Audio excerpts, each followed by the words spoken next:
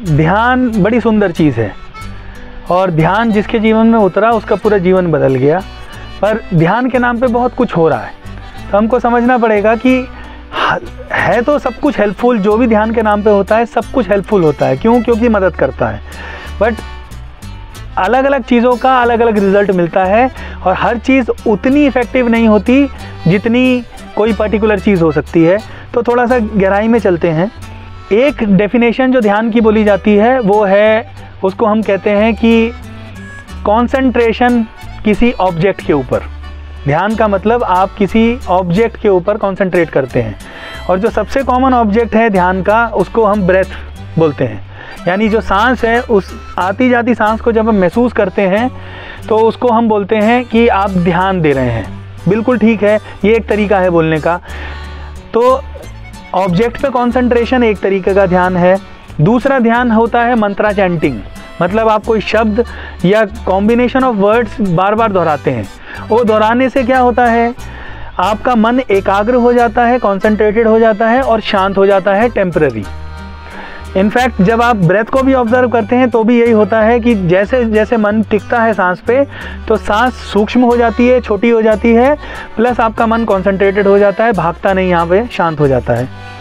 तो ये ऑब्जेक्ट पे कंसंट्रेशन या फिर कोई शब्द का दोहराना या कोई सेंटेंस का बार बार दोहराना, इसको भी ध्यान बोलते हैं।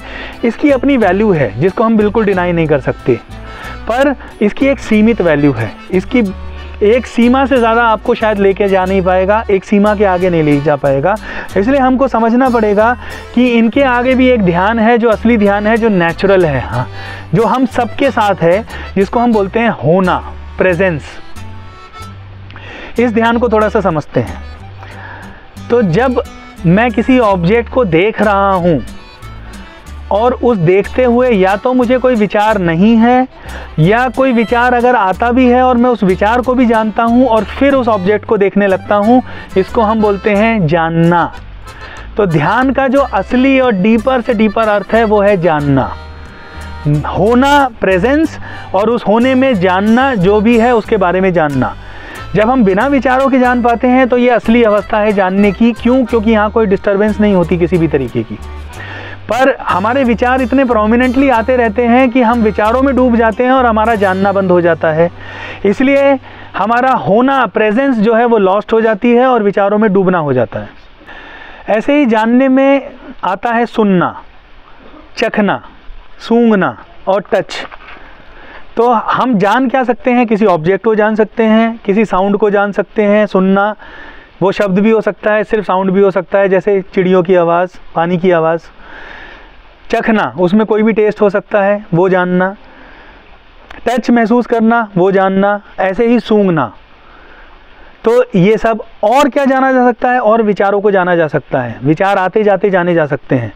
साथ में हम बॉडी सेंसेशन को जान सकते हैं, यानी शरीर में कुछ महसूस हो रहा है उसको जान सकते हैं। तो सारा खेल जानने का है और ये जानना ही मेडिटेशन कहलाता है। जानना इक्वल टू मेडिटेशन। हमारी प्रेजेंस यानी होने में जानना स्वाभाविक होता है और हम चीज़ों को जानते हैं और उसके हिसाब से ही आगे चीज़ें चलती हैं। अब इस जानने में जो असली बाधा है वो है विचार, क्योंकि जब भी हम विचारों में डूब जाते हैं तो हमारा जानना बंद हो जाता है। इसीलिए लोग कहते हैं कि विचारों को भगाने की कोशिश करो। नहीं, विचारों को भगाने की कोशिश से कुछ होता नहीं है। हमको विचारों को भी जानना होता है। जितना जितना विचारों से लड़े बिना उसको जानते हैं, उसको आने देते हैं, जाने देते हैं बिना किसी इंटरफेरेंस के, उतना ही हम पाते हैं कि हमारा जानना और प्रगाढ़ हो रहा है। वो विचार कम होते चले जाते हैं और धीरे धीरे धीरे हम मौजूद होते हैं कोई भी सिचुएशन में, किसी भी चीज़ को जानने के लिए, चाहे वो शब्द हो, चाहे ऑब्जेक्ट हो, चाहे सेंसेस का कोई भी इनपुट हो। तो ध्यान का अर्थ है जानना, होने में जानना स्वाभाविक है। ये गहरे से गहरा अर्थ है, क्योंकि जब हम जानते ही चले जाते हैं और लड़ते नहीं चीज़ों के साथ, रेजिस्टेंस नहीं होती, तो हमारी तकलीफ़ दूर हो जाती है।